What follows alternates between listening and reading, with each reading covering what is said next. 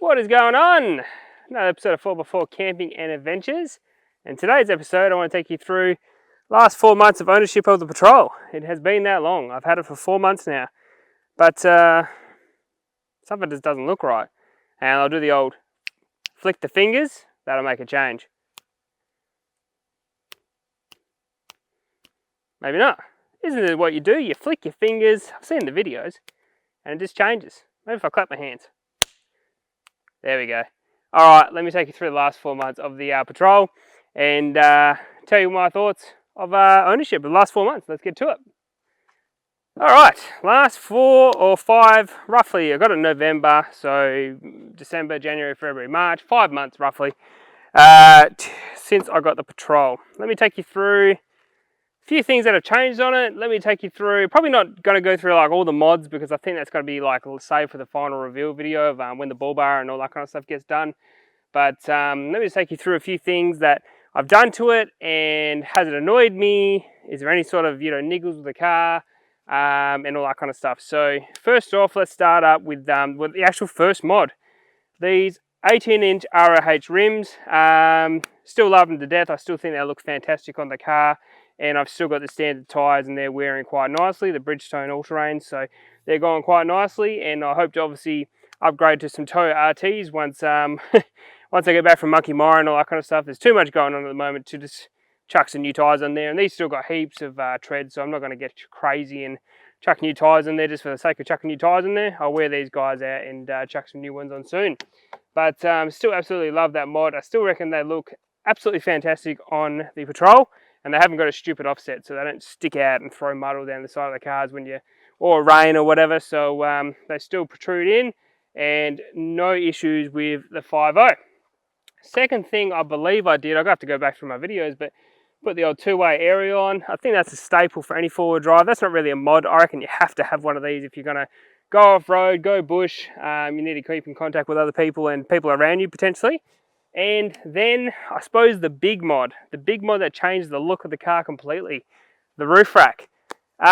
In my last video, I sort of went through the details. I did actually say the wrong weight. They actually weigh 50 kilos, and I've found out that the roof on this car can handle 150 kilos, which gives me about 100 kilos left to play with. The actual roof rack itself is rated to 300, and I believe it is 100 kilos in dynamic, and their dynamic is when they go off-road.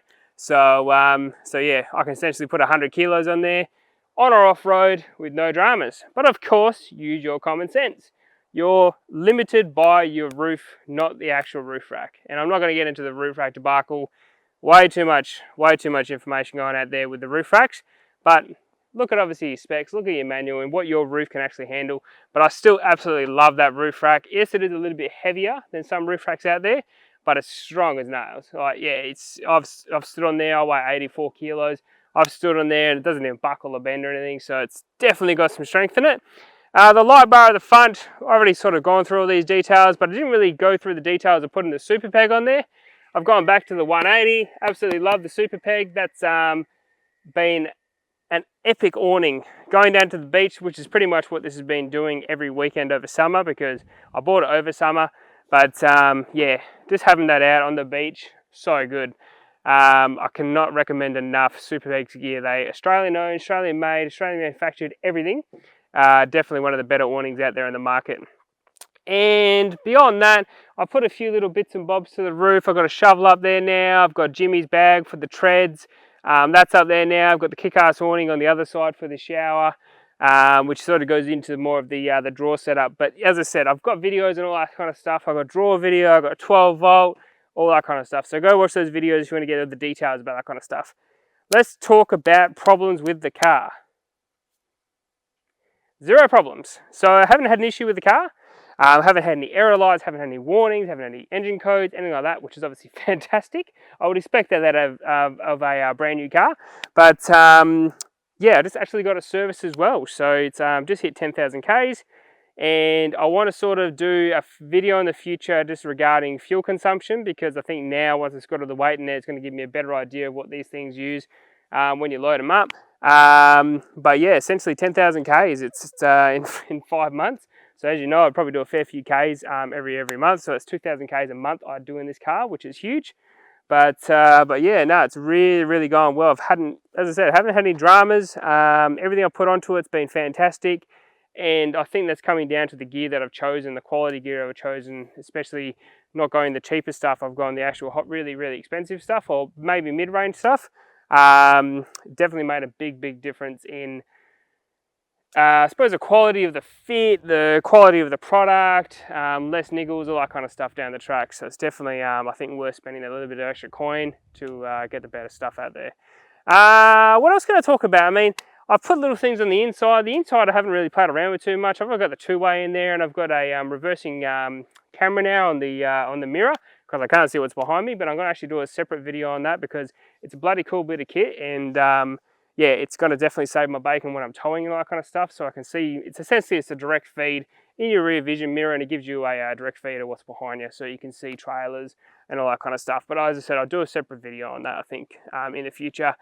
And yeah, I mean, this is my, as I said, this is my ultimate tourer, absolute ultimate tourer. To give you an idea, I mean, I just did 20 k's down the highway at 110. It averaged 12.6, which I think is pretty good. It hasn't got a full tank. It's only got half a tank of fuel at the moment, and the water tank in the back isn't full either, so you can probably add about another 80 to 100 kilos, which probably pushed up to about 12.8. But anything around 13 on the highway with this, you know, this is just over 3 tonne now. I'm happy with that, absolutely happy with that. So yeah, no, really happy with the fuel consumption. Definitely all the people out there that said, yeah, they're going to use heaps of fuel. And of course it's going to use fuel. It's a V8, obviously, you know, it's a big car, but it's definitely using less than I expected, that's for sure. What else can I talk about? Actually, you know what, we'll go around the back, talk about what's happened in the back and give you a bit of a brief summary of what's happened in there. And a few little things I've actually done since doing the draw video. Because as I said, I'm getting it all set up for Monkey Mara at the moment. So let's head around the back and see what I've done to the rear. So you've probably seen this before. My dream draw setup. So happy with how the whole thing's been set up. As I said, Black Label did an amazing job. But enough about sort of plugging people and all that kind of stuff. They've had enough plugging in my draw video. Let's get into the details of what I've actually done and changed. So as you would know, I opted for this lovely table, which is fantastic, which allows me to hide everything under here. I'll get a little bit of a shot of what's happening in here, but I've got it fully decked out now, and I still absolutely love this table. And on the beach, this is the go, because when you're on the beach, you've got to have a beach beer. That's how easy this setup is. Just to get things, use things, so good. So cheers. But yeah, I still absolutely love this table. Absolutely awesome. So, what have I done? So you probably saw, I now have a full spice rack in here. I've sort of set it all up. I've got my flamingo cups, they're fantastic. But I've got a few little things in there. Flour, self-raising, so I can make pancakes. I've got pasta in there just for a quick and easy meal. A few spices, and you know, Vegemite, peanut butter, a bit of sugar, and a bit of El Pastor taco mix, so I can make some dirty nachos while I'm out in the bush, because I love me dirty nachos. Jimmy's grab me gear bag up here. You can probably see it. I'll pull it out. This has got a few little tools in it, which I put there. Nice, neat and tidy, so away from everything. Doesn't get in the way of anything on the car. And in here I've got a few bits and bobs, as I said, like air compressor hose. I now run a jet boil, thanks to Graham. I saw him use one in his 200 series and decided to invest, because they seem to be an awesome bit of kit, and keen to use that a couple of times when I go to Monkey Mine. That's brand new, never used it. So, but you obviously use his was fantastic. And I've got my milk frother, which is just going to sit here for me coffee, for me AeroPress, right there. Plug it into my 240 or my inverter, and I can have a lovely cappuccino in the morning. So that is awesome. Put that back in there. And really that's how I'm sort of going to set up my drawers as a basic outline. I haven't really gone into a massive amount of detail about what I'm putting in here yet, but for Monkey Mara, essentially what we're going to do is use this as food storage. and not so much like recovery gear, because most of that gear's in the camper trailer anyway. And what else can I talk about? Oh, I've got the water pump all plumbed up now, so that's all good to go. The air compressor's all ready to rock and roll as well, because I just had to run a few lines in there to get it all hooked up, but that's all ready to rock and roll as well now, so she's fully functional. I'm thinking about getting an emu wing on each side, because then I can actually get each side fully customized to have like when your emu wing opens up, you can get all your stuff out in there. So yeah, just sort of two minds about how I'm going to use that. As I said, when I go camping, it's going to show me how I'm actually going to use the setup, which would be pretty cool. Bushman fridge, still going awesome. But yeah, that I still reckon that is a bloody killer setup. I reckon you can't beat it. I reckon, and as I said, it's my opinion. My opinion isn't right, but I reckon this is absolutely the best setup I've seen in a Y62 Patrol in a long time. And that's a big call, because there is a lot of Y62s out there, and a lot of them have draw setups. I still reckon this is one of the best I've seen out there for full usability of the rear and full usability, like usability space and that kind of thing. This is where it's at. All right, let's go through, I suppose, a few things that still need to happen with the car, and yeah, we'll jump around the back at the front, I reckon, for that, because the front is the main event of what's happening to the car. So let's get to it. Okie dokie. All right, front of the car. There is a big thing missing here, but I'm waiting on my bull bar. That's happening now in April. No stress there. It's just not going to be on before I go to Monkey Mire. And there is a winch going behind here as well. Also sliders. So that is pretty much the final pieces of the puzzle. As I'm not going to go into who the bull bar is going to get manufactured by, because I don't want to ruin the surprise, because that'll be part of the last reveal. A full go through of the whole setup, and that'll be a long video showing essentially what I've done from top to bottom to every single piece of the car. But yeah, keen on getting the bull bar all chucked on the car, because it's really just going to set it off, and then obviously I'll chuck some tyres on there as well, just to finish off the, I suppose, aggressiveness. I don't think these tyres look aggressive enough for the size of the car, so I want to get, as I said, I want to get the Toyo RTs on there. They look quite nice, and they're quite aggressive tyre, and definitely before I go to Brunswick anyway, because I don't think these are going to go too well in the mud. And the next piece of the puzzle, I suppose, as well, bull bar, sliders, winch, tyres.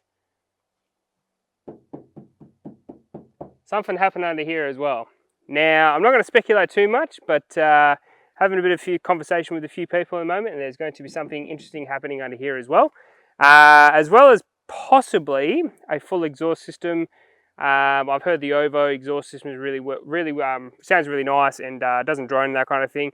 This does get a little bit of a drone at like 80 k's an hour, because it is just a resonator replaced with a hot dog, so it's, it's not the best system, but it gives you a bit of note, which is what I wanted in the first place. But after 5 months of driving it, look, it's not bad, but 80 k's an hour, which is probably a lot of speed you do get a bit of drone. So I'm hoping the OVO exhaust will essentially eliminate that kind of drone coming through the cabin. But yeah, there'll be definitely an exhaust put onto it eventually when I get around to it. But definitely something else happening under here as well, just to give it a little bit more mumbo. But I can't really talk too much else about the car, because nothing has actually changed since the last video. It's pretty much ready to go to Monkey Mire. She's fully decked out. Yeah, she's ready to rock and roll. I can't wait to get into this thing, smash about 4,000 k's on it, and see what she's all about, especially with the camping setup. But that has been another episode of 4x4 Camping and Adventures. After 5 months, am I still happy with the car? Bloody oath I am. It is an awesome vehicle. Anyone out there looking at a Y62, I mean, 200s aren't getting made anymore. These are fantastic. Just bear in mind, as I said, they do use a little bit more fuel, but not much. And, well, compensate that, you get a wicked exhaust note. So who cares about how much fuel you use? Miles per mile is my philosophy. But I can still recommend them. Not a single drama in the first 10,000 Ks that I've owned it. She's been off-road 30, 40 times, easy, in those 10,000 Ks. So, and I haven't been easy on it. It's definitely been absolutely fantastic. Starts up every time, no dramas. So, yeah, definitely a fantastic car. So, as I said, leave it there. 4x4 Camping and Adventures. Please like and subscribe as always. And if I don't see you out there in the tracks and trails, I'll see you in the next video. If I don't see you in the next video, I shall catch you later. Enjoy the rest of your week, and I'm going to go enjoy Mucky Maya. See you later.